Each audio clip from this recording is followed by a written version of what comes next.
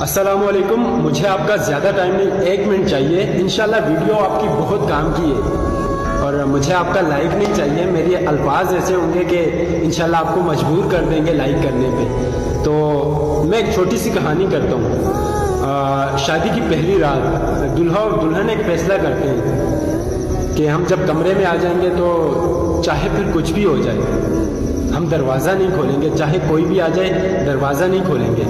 تو دونوں شرط مان لیتے ہیں. ایسے ہی کمرے میں داخل ہوتے ہی کچھ ٹائم گزرنے کے بعد دلہے کے ماں باپ آ جاتے ہیں اسے نئی زندگی کی مبارکباد دینے اور دعائیں دینے. وہ دلہن کو دیکھ کے اس کا وعدہ یاد آ جاتا ہے. اس کا دل ہوتا ہے کہ میں دروازہ کھول لوں، اپنے ماں باپ سے مل لوں، لیکن وہ مجبور ہوتا ہے، دروازہ نہیں کھولتا، اس وعدے کی خلافی نہیں کرتا.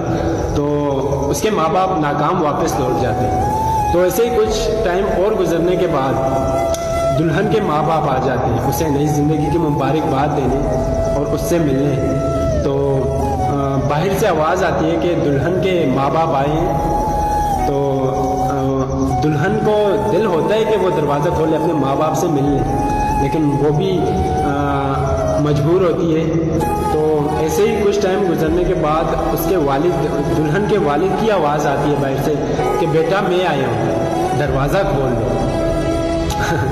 تو اس کے آنکھوں میں آنسو آ جاتے ہیں، اس کے برداشت سے باہر ہو جاتا ہے اور وہ فوراً سے جا کے دروازہ کھول لیتی ہے، اپنے باپ کے گلے سے مل جاتی ہے. تو دلہا تو حیران ہو جاتا ہے.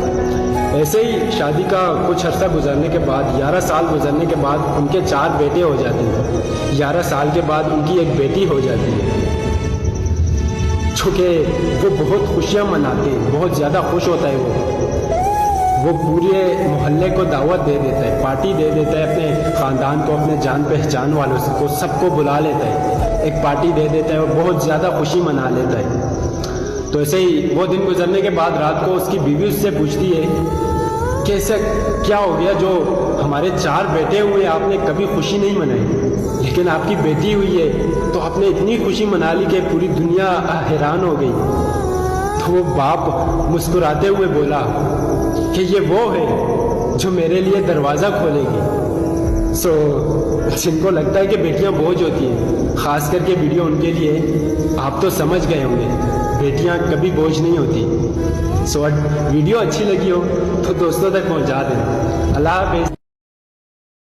کل میرا ایک دوست کہہ رہا تھا کہ بھائی میں 3 سال سے یوٹیوب اور ٹک ٹاک پر محنت کر رہا ہوں، مجھے ابھی تک کوئی سپورٹ نہیں ملا. تو بھائی یہ پاکستان ہے، پاکستان میں نا سکلز والوں کو سپورٹ نہیں کیا جاتا. جن کے پاس سکلز ہوتے ہیں، گلیشر میکس ہوتا ہے، ایک سوٹ ہوتا ہے، ان کو سپورٹ کیا جاتا ہے. اور جو گوٹ مار کی کہتی ہے کہ گائز میں نے ہیکر کو مارا، مجھے کنٹرول نہیں ہوتا، میرا بہت ہل رہا ہے، ان کو سپورٹ کیا جاتا ہے پاکستان میں. کو کہہ رہا ہوں کچھ اور مت سمجھنا صحیح ہے. اور جو لوگ ابھی تک یہ سوچ رہے ہیں کہ بھائی ہم کسی بڑے یوٹیوبر یا کنٹینٹ کریٹر کا پلان جوائن کر لیں گے تو ہمیں وہ سپورٹ کرے گا، گھنٹہ سپورٹ کرے گا. سپورٹ تو دور کی بات ہے، وہ آپ کے ساتھ لوگ ویڈیو کے لیے بھی نہیں آئے گا. اور کچھ کریٹر ایسے بھی ہوتے ہیں جو کلین جوائن کرنے کے بھی پیسے لیتے ہیں. ہمارے پاس ادھر پیکج کے پیسے نہیں ہوتے، 30-40 ہزار ہم ان کے لیے کہاں سے لائیں گے. اب بہت سے لوگ یہ بھی بولیں گے کہ بھائی تم ایڈ دے رہے ہو، تو بھائی میں ایڈ نہیں دے رہا، تمہارے پاس خود عقل ہے، تم سوچو کس کو سپورٹ کرنا چاہیے کس کو نہیں کرنا چاہیے.